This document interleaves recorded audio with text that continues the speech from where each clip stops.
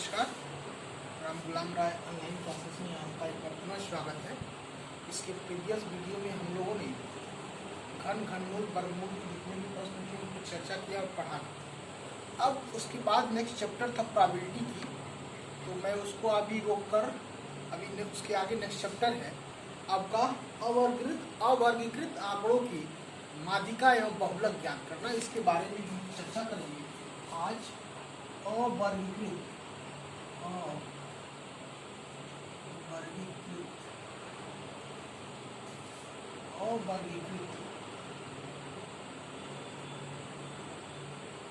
आंकड़ों के माध्यिका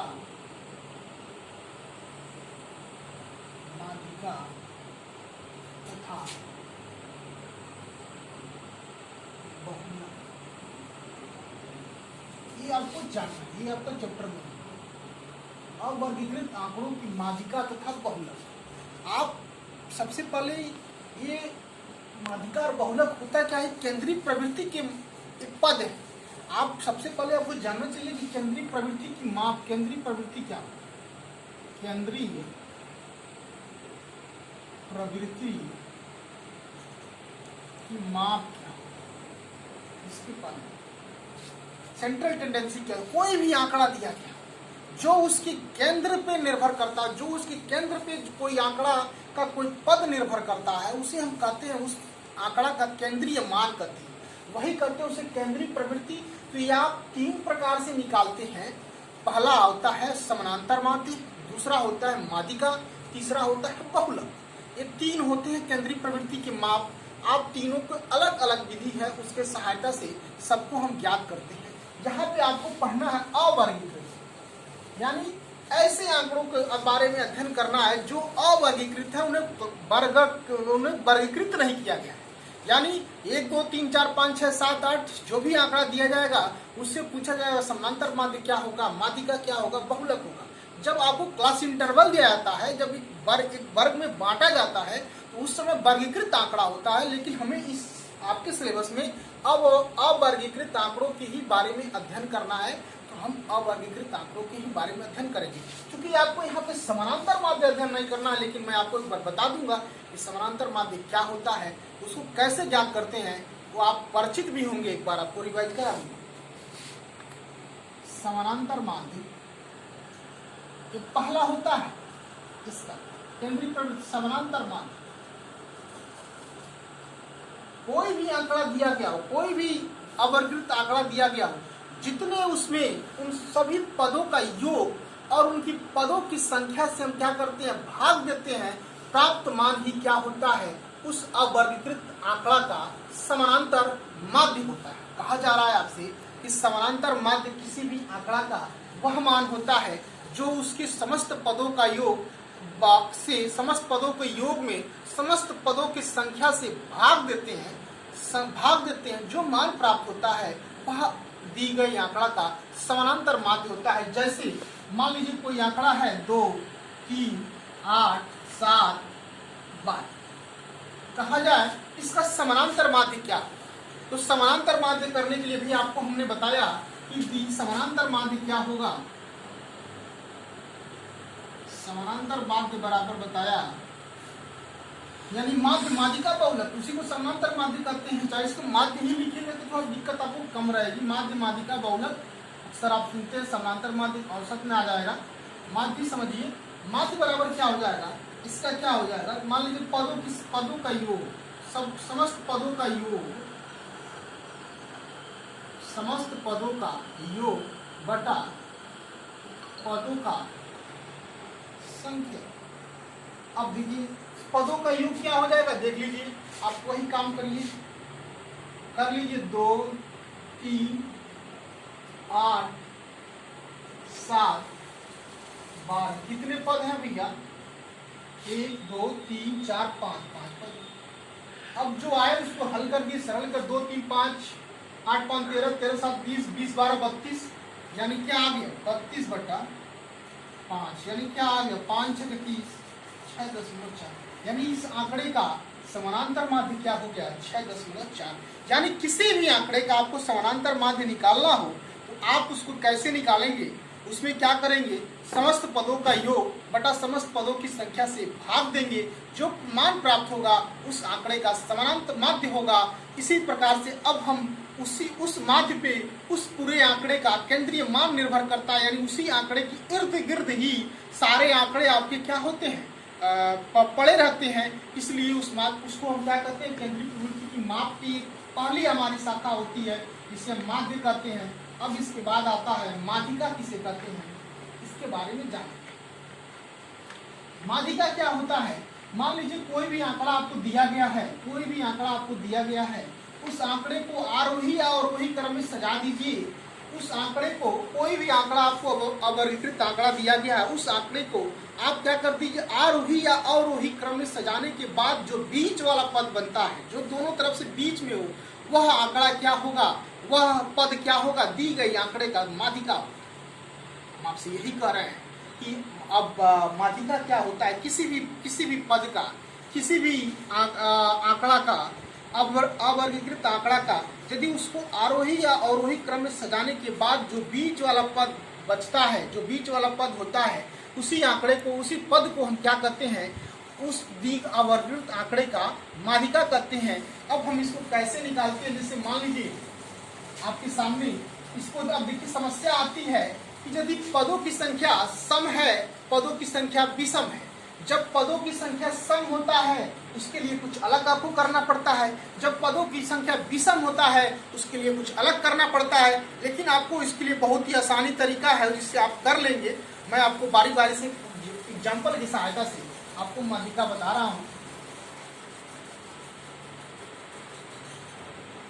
बहुत इंपॉर्टेंट चीज है, अक्सर पूछा आता है, लेकिन बहुत सरल भी है, आप इससे परिचित भी हैं। जैसे मान लीजिए कोई आंकड़ा है 7, 2, 3,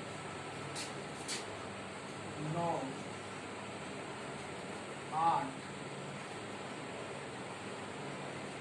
3, 5, ठीक। अब आपसे पूछा जा रहा है इसका माध्यिका क्या होगा, इसका पूछा जा रहा है माध्यिका क्या। तो आपसे हमने कहा इस आंकड़े को या तो अवरोही या तो आरोही क्रम में सजा दीजिए। अब आपको जानना पड़ेगा आरोही क्रम क्या होता है, इंक्रीजिंग आर्डर क्या होता है, डिक्रीजिंग आर्डर क्या होता है, इस चीज को बारे में आपको जानना पड़ेगा, तब आप करेंगे इसको। तो अवरोही या आरोही, तो आरोही क्रम में ये होता है इंक्रीजिंग आर्डर यानी बढ़ते क्रम में, अवरोही का मतलब ये होता है घटते क्रम में। तो आप ये आरोही या अवरोही क्रम में इसको सजा लेंगे। तो सब मान लीजिए हम आरोही क्रम में सजाते हैं तो 2 आएगा, 3 आएगा, 7 आएगा, 8 आएगा, 9 आएगा। अभी आपसे हमने कहा कि दोनों तरफ से जो बीच वाला पद होता है वो दिए गए आंकड़े का क्या होता है, माध्यिका होता है। तो हमने देखा इनको 2 इधर से निकाल दीजिए, इनको 2 इधर से निकाल दीजिए, बीच वाला पद क्या आ गया, दिए गए आंकड़े का क्या होगा, माध्यिका होगा। इसको हम सूत्र के सहायता से निकालते हैं कि मान लीजिए यदि पदों की संख्या विषम है तो हम कहते हैं n+1/2 पद। यदि कोई आंकड़ा अवर्गीकृत आंकड़ा दिया गया है और उसकी पदों की संख्या विषम है तो हम कहते हैं उसकी माध्यिका क्या होगा, उसकी माध्यिका क्या होगा, उसकी माध्यिका है आपका n मतलब क्या, पदों की संख्या +1/2 वहां पद। अब यहाँ पे पदों की संख्या कितना है, 5 है, तो 5-1/2 वहां पद क्या निकलेगा भैया, 6/2 यानी तीसरा पद। तो तीसरा पद क्या है, 7 है। आई बात समझ में। तो इस तरह से हम जब पदों की संख्या विषम हो तो हम कैसे निकालते हैं वो चीज आपको बताया गया। फिर एक और एग्जांपल लेकर आपको बता देता हूं।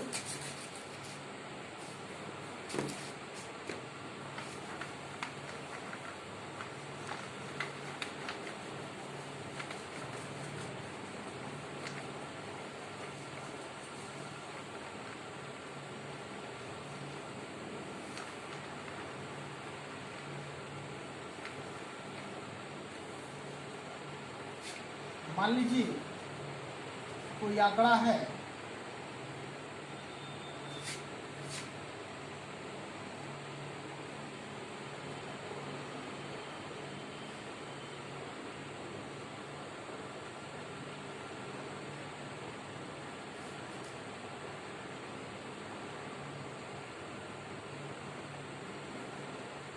मान लीजिए आंकड़ा दिया है, कहा जा रहा है कि इसकी माध्यिका क्या, कहा जाए कि इसकी माध्यिका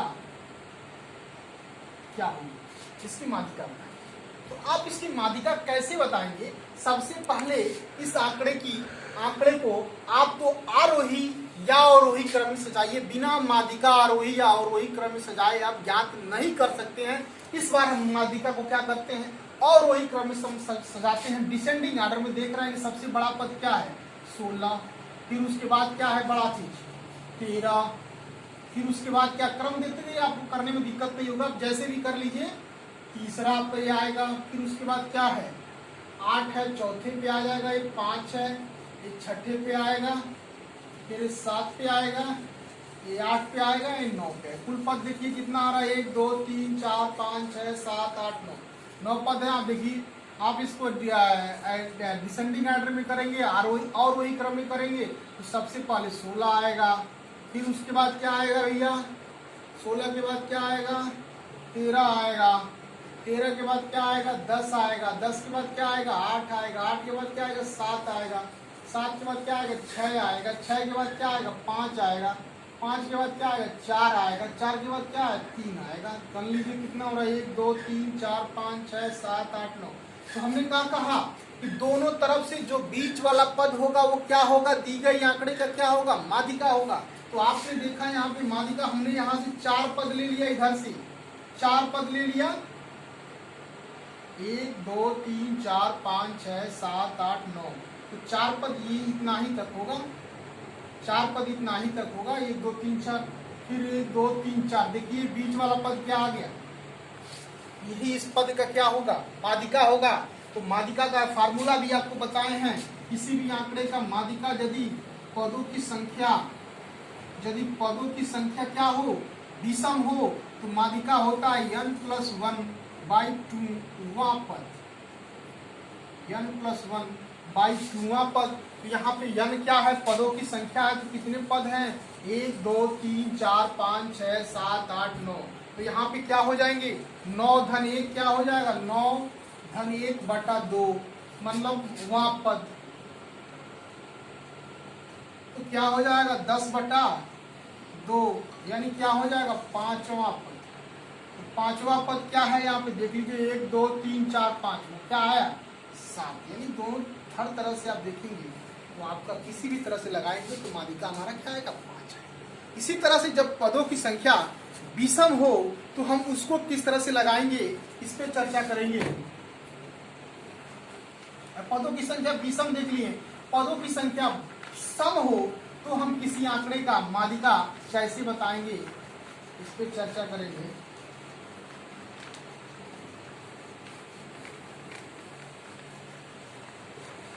मान लीजिए कोई आंकड़ा